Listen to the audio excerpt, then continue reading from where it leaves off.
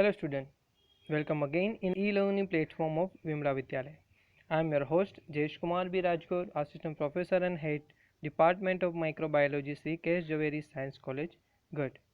આજે આપણે જે પેપર 302 સોઇલ એન્ડ વોટર માઇક્રોબાયોલોજીના યુનિટ 3 માઇક્રોબાયોલોજી ઓફ ડ્રિંકિંગ વોટરના જે સક્સેસિવ ટોપિક છે જે કન્ટિન્યુ આપણે કરવાના છીએ. આજે બે ટોપિક ટોટલી આપણે સ્ટડી કરશું. એક છે માઇક્રોઓર્ગિઝમ અધર દેન કોલિફોર્મ એન્ડ સેકન્ડ છે વોટરબોર્ન ડિસીઝ. તો બંને ટોપિક જે છે એ એકબીજાથી કોરિલેટ કરે છે, એટલે આપણે એને આજે એક સાથે સ્ટડી કરશું. માઇક્રોબિયલ ઇન્ડિકેટર અધર દેન કોલિફોર્મ. આગળના લેક્ચર્સની અંદર આપણે સ્ટડી કર્યું એ પ્રમાણે કે જે આપણે છે કોલિફોર્મને as a indicator organism use કરીને આઈડેન્ટિફાઈ કરી શકીએ છીએ કે જે અધર આપણું વોટર છે એ ફિકલ મટીરિયલથી કન્ટામિનેટેડ છે કે નહીં. બરાબર છે. અને જો કોલિફોર્મનું પ્રેઝન્સ મળે છે તો આપણે વોટરને આપણે શું કરીએ છીએ, નોન પોર્ટેબલ ઇન્ડિકેટ કરીએ છીએ. અને જો કોલિફોર્મનું પ્રેઝન્ટ નથી મળતું તો આપણે એને પોર્ટેબલ ઇન્ડિકેટ કરીએ છીએ. બરાબર. પણ એ સિવાય બી અલગ અલગ ટેસ્ટ જે છે રૂટીન માઇક્રોબાયોલોજી લેબોરેટરીની અંદર પરફોર્મ થાય છે અને એ આઈડેન્ટિફાઈ કરવામાં આવે છે કે અધર દેન કોલિફોર્મ, મતલબ કોલિફોર્મ સિવાયના કયા કયા માઇક્રો ઓર્ગેનિઝમ છે તમારા વોટરની અંદર પોટેન્શિયલી પ્રેઝન્ટ હોવાના ચાન્સીસ છે. તો મેઇનલી એ બધા જ ઓર્ગેનિઝમ જે છે માઇક્રો ઓર્ગેનિઝમ જે છે એ પ્રેઝન્ટ હોવાના ચાન્સીસ ક્યાંથી આવે છે. બરાબર છે. વોટર શું છે એની પ્રોપર્ટી આપણે સ્ટડી કરીએ તો એ પ્યોર છે. બરાબર છે. તો માઇક્રો ઓર્ગેનિઝમ એની અંદર રિઝર્વિયર ક્યાંથી પોસિબલ છે, તો એક મેઇન સોર્સ પોટેન્શિયલી સોર્સ છે એ છે આપણી, મતલબ જે હ્યુમન બીન્સ એમનું જે નોર્મલ રૂટીન વર્કની અંદર જે પોતાનું એક્સક્રીટરી મટીરિયલ એક્સક્રીટ કરે છે, તો એ જે તમારું ફિકલ મટીરિયલ છે કે જે સિવેજ પ્લાન્ટ છે એનું જે વોટર છે તમારા ડ્રિંકિંગ વોટર છે કે ડોમેસ્ટિક વોટરના કોન્ટામિનેશનની અંદર આવવાના કારણે જે છે તમારું વોટર જે છે એની અંદર બીજા અધર માઇક્રો ઓર્ગેનિઝમનું કન્ટામિનેશન થવાના ચાન્સીસ રહી શકે છે. બીજો પોટેન્શિયલી સોર્સ શું છે કે એવા એનિમલ જે છે ડોમેસ્ટિક એનિમલ છે કે બીજા એનિમલ છે કે જે વોટરના કોન્ટેક્ટમાં આવશે તો એમના થ્રુ શું એમનું એક્સક્રીટરી મટીરિયલ વોટરના કોન્ટેક્ટમાં આવશે તો એના થ્રુ શું છે આ જે ડિસીઝ કોઝિંગ ઓર્ગેનિઝમ છે એ આવી શકે છે. હવે એ સ્ટડી કરીએ. બે ટાઈપના વોટરની અંદર માઇક્રો ઓર્ગેનિઝમ હશે. એક છે કે પેથોજેનિક માઇક્રો ઓર્ગેનિઝમ હશે અને બીજા એવા હશે કે non pathogenic. Non pathogenic means કે એવા ઓર્ગેનિઝમ જે વોટરની અંદર પ્રેઝન્ટ તો હશે પણ અલ્ટિમેટલી જે આપણા બોડી છે કે જે બીજા એનિમલની બોડી છે એમને કોઈ જે છે ડિસીઝ કોઝ કરવા માટે એના રિસ્પોન્સિબલ હશે નહીં. તો એવા ઓર્ગેનિઝમને આપણે નોન પેથોજેનિક ઓર્ગેનિઝમની કેટેગરીમાં રાખીશું. અને એવા ઓર્ગેનિઝમ કે જે અલ્ટિમેટલી શું કરશે તમને ડિસીઝ કોઝ કરવા માટે રિસ્પોન્સિબલ હશે અને આપણે શું કરશું પેથોજેનિક માઇક્રો ઓર્ગેનિઝમની કેટેગરીમાં રાખશું. તો બીજા એવા કયા કયા માઇક્રો ઓર્ગેનિઝમ જે છે વોટરની અંદર જોવા મળે છે તો એ આપણે જોઈ લઈએ કે વાયરસીસ. તો અલગ અલગ ટાઈપ્સનો વાયરસીસ છે જે છે બેક્ટેરિયોફાજીસ છે કે બીજા અલગ અલગ ટાઈપના ફાજીસ છે એ શું છે તમારા વોટરની અંદર જોવા મળે છે.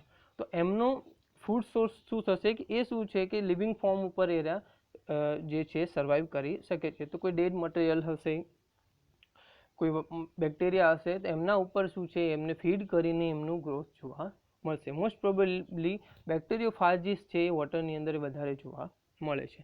બીજા બેક્ટેરિયા છે અલગ અલગ ટાઈપ્સ ઓફ અલગ અલગ સ્પીસીસ જોવા મળશે, અલગ અલગ જીનસ બેક્ટેરિયાના જોવા મળશે, એ આપણે આગળ સ્ટડી કરશું. અલગ પ્રોટોઝોઆ છે કે જે છે વોટરની અંદર જોવા મળે છે ને એમના કારણે બી ડિસીઝ કોઝ થવાના ચાન્સીસ રહી શકે છે. અને ડિફરન્ટ ટાઈપ્સ ઓફ ફંજાઈ એન્ડ અલ્ગી જે છે એ વોટરની અંદર જોવા મળે છે. તો આ બધા માઇક્રો ઓર્ગેનિઝમ છે એમનું respective nutrient, respective growth, metabolism અને બેસિસ ઉપર આપણે એમને લેબોરેટરીમાં શું કરીએ છીએ કલ્ટિવેટ કરી શકીએ છીએ. એમને જોઈતું રિક્વાયરમેન્ટ પ્રોવાઈડ કરીએ છીએ, એમને જોઈતા ન્યુટ્રિયન્ટ પ્રોવાઈડ કરીએ છીએ. એના બેસિસ ઉપર તમે એમને શું કરો છો આઇસોલેટ કરી અને એને કેરેક્ટરાઇઝ કરી શકો છો. નાઉ ધ મેઇન ટોપિક છે વોટર બોર્ન ડિસીઝ. વોટરના કારણે તમને કયા કયા ડિસીઝ કોઝ થઈ શકે છે એ જે આપણે મેઇન સ્ટડી કરવાનું છે. તો હવે કેવું વોટર, જે નોર્મલ વોટર હશે કે જે તમારો આરો વોટર હશે તો એમના કારણે તમને મેઇન કોઈ ડિસીઝ પોસિબલ થઈ શકશે નહીં. પણ જો કન્ટામિનેટેડ વોટર છે તો એના કારણે તમને શું છે ડિસીઝ કોઝ થઈ શકે છે. પણ તમને મ્યુનિસિપાલિટી તો સારું વોટર સપ્લાય કરે છે તો તમારું વોટર છે કન્ટામિનેશન થવાના ચાન્સીસ ક્યાંથી આવે છે? મેઇનલી તમારું વોટર કન્ટામિનેશન થવાના ચાન્સીસ છે કે જો તમારી વોટર સપ્લાય જે પાઇપલાઇન છે એ જે છે ગટર લાઇનના નિયર બાય હોય, બરાબર છે, અને સપોઝ એની અંદર લીકેજ થઈ જશે તો તમારા ઘર સુધી જે વોટર સપ્લાય થઈ છે એની અંદર શું છે એ જે વોટર કન્ટામિનેશન થવાના ચાન્સીસ રહી શકે છે. હવે રિઝર્વિયર કોણ છે કે ડિસીઝ કોઝ કરવાવાળા એજન્ટ કોણ છે, તો જે પર્સન છે કે જે ડિસીઝ કેરી કરતો હોય છે, મતલબ એ પર્સનની અંદર ડિસીઝ થયેલો હોય છે, તો એ જ પર્સન છે એને આપણે શું છે રિઝર્વિયરની કેટેગરીમાં રાખશું. મતલબ એ પર્સન છે એની અંદર જે 100 ડિસીઝ કોઝ કરવાવાળા જે માઇક્રો ઓર્ગેનિઝમ છે પોતાની અંદર કેરી કરતો હોય છે, મતલબ એની અંદર એ રિઝર્વિયર કરતો હોય છે. હવે જે એના એક્સક્રીટરી મટીરિયલની અંદર એ માઇક્રો ઓર્ગેનિઝમ છે કે પેથોજેનિક ઓર્ગેનિઝમ છે એ એક્સક્રીટ કરશે, એ વોટરના કન્ટામિનેશનની અંદર તમારા વોટરને કન્ટામિનેટ કરશે, અને એના થ્રુ શું છે તમારું જે વોટર જે છે એ તમારા બોડીના ઇન્ટરનલ એરિયાની અંદર આવશે ને પછી રિસ્પેક્ટિવ તમારા ઓર્ગનની અંદર જઈને શું કરશે ડિસીઝ કોઝ કરશે. હવે ચાન્સીસ એ થશે કે તમે વોટર કન્ઝ્યુમ કરો છો ત્યારે જ ડિસીઝ થાય છે? ના. કેમ કે અમુક એવા માઇક્રો ઓર્ગેનિઝમ હોય છે, એવું ફંજાઈ હોય છે કે અમુક એવા ડિસીઝ કોઝિંગ ઓર્ગેનિઝમ હોય છે કે જે તમને વોટર કન્ઝ્યુમ કરવાથી નહીં, તમને સરફેસના વોટરના કોન્ટેક્ટમાં આવવાથી બી એ ડિસીઝ કોઝ કરી શકે છે. એ બધા કેવા એક્સટર્નલ ડિસીઝ હોય છે. તમને સ્કિન રેસિસ થાય છે, સ્કિન ઉપર અલગ અલગ ટાઈપના ડિસીઝ જોવા મળે છે, આઈ ઇરિટેશન જોવા મળે છે, તમને એક્સટર્નલ જેનેટલ એરિયાની અંદર એરા જે ઇફેક્ટ કરી શકે છે, એમને એવા લાઇકવાઇઝ છે જે અલગ અલગ ટાઈપના ડિસીઝ કોઝ કરી શકે છે. Some bacterial and protozoan pathogen can survive in water and infect human. મતલબ કે જે બેક્ટેરિયા અને પ્રોટોઝોન જે છે એ વોટરની અંદર સર્વાઈવ, મતલબ એ જીવતા રહેશે અને પછી અલ્ટિમેટલી શું કરે છે હ્યુમનને ઇન્ફેક્ટ કરશે. They originate from the gastrointestinal tract human as well as wild animals and bird. તો ક્યાંથી આવે છે? તો એ ગેસ્ટ્રોઇન્ટેસ્ટાઇનલ ટ્રેક્ટ છે હ્યુમન્સની, એનિમલ્સની અને બર્ડ્સની છે, એની અંદરથી જે છે એમનો સોર્સ જોવા મળે છે. Municipal drinking water supply can get contaminated with the polluted water containing human fecal materials from the patients or carrier. બરાબર, તો મ્યુનિસિપલ વોટર ક્યાંથી કન્ટામિનેશન થશે? કે એવો પર્સન કે જેને ડિસીઝ કોઝ થયો હશે, એને આપણે કેરિયર કહી શકીએ છીએ કાં તો રિઝર્વિયર કહી શકીએ છીએ, એના કોન્ટેક્ટમાં આવવાના કારણે શું છે તમને ડિસીઝ કોઝ થઈ શકશે. Consumption of such water can cause outbreak epidemics of intestinal disease such as typhoid, shigellosis, cholera, diarrhea and hepatitis. હવે શું છે કે એવું જે કેરિયર વાળું વોટર છે, મતલબ ડિસીઝ કેરી કરતું વોટર છે, એને તમે કન્ઝ્યુમ કરશો, મતલબ તમે એને તમારું યુટિલાઇઝ કરશો, એના કારણે તમને શું છે આવા ઇન્ટેસ્ટાઇનલ ડિસીઝ કોઝ થઈ શકે છે. કયા કયા છે કે ટાઇફોઇડ તમને થઈ શકે છે, શિગેલોસિસ થઈ શકે છે, કોલેરા થઈ શકે છે, ડાયરિયા થઈ શકે છે અને વાયરલ ડિસીઝ હેપેટાઇટિસ પણ થઈ શકે છે.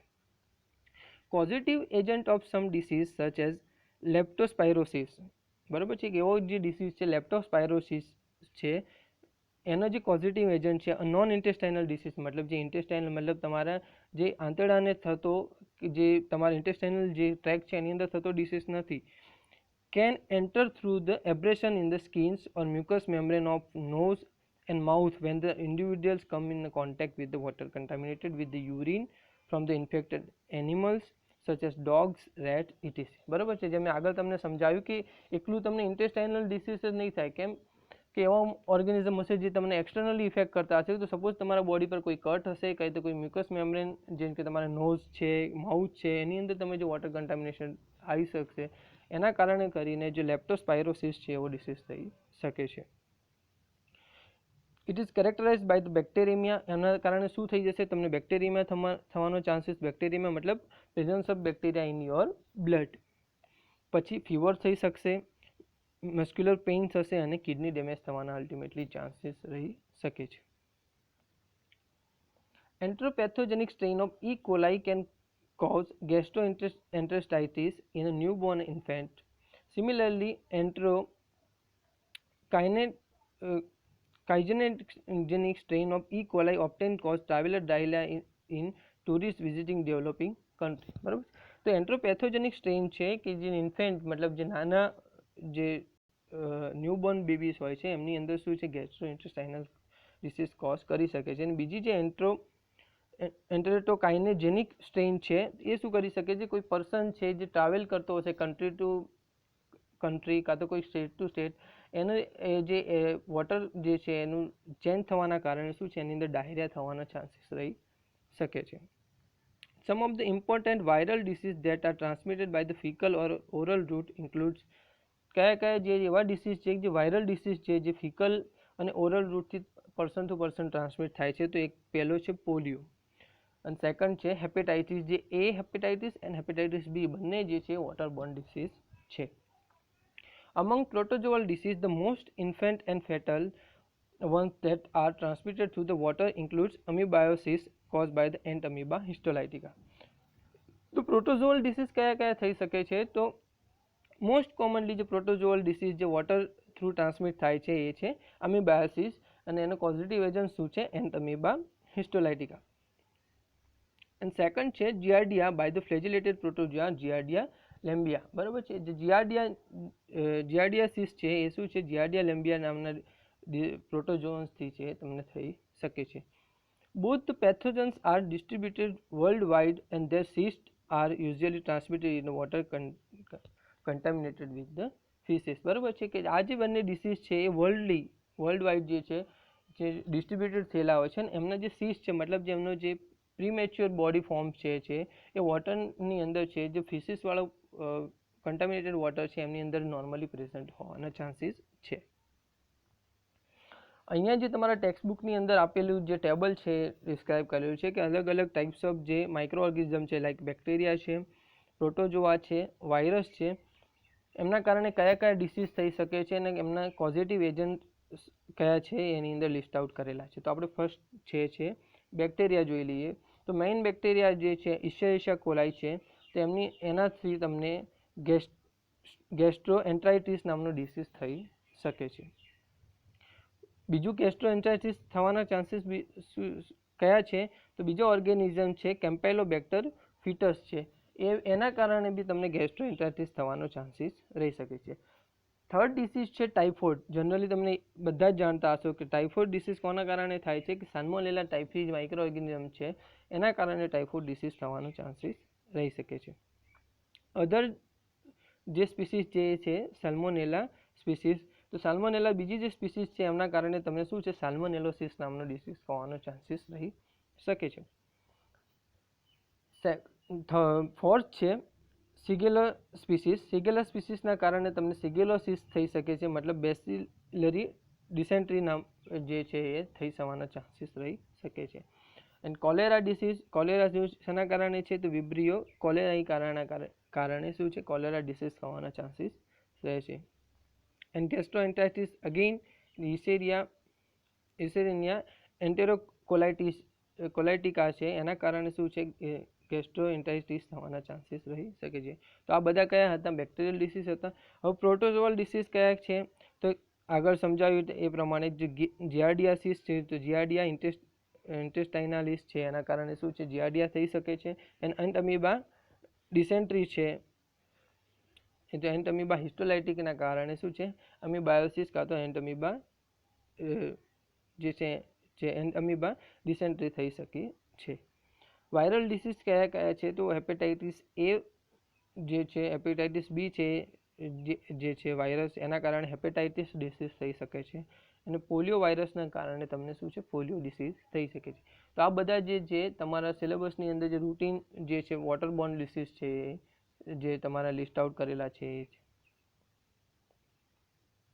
Thank you.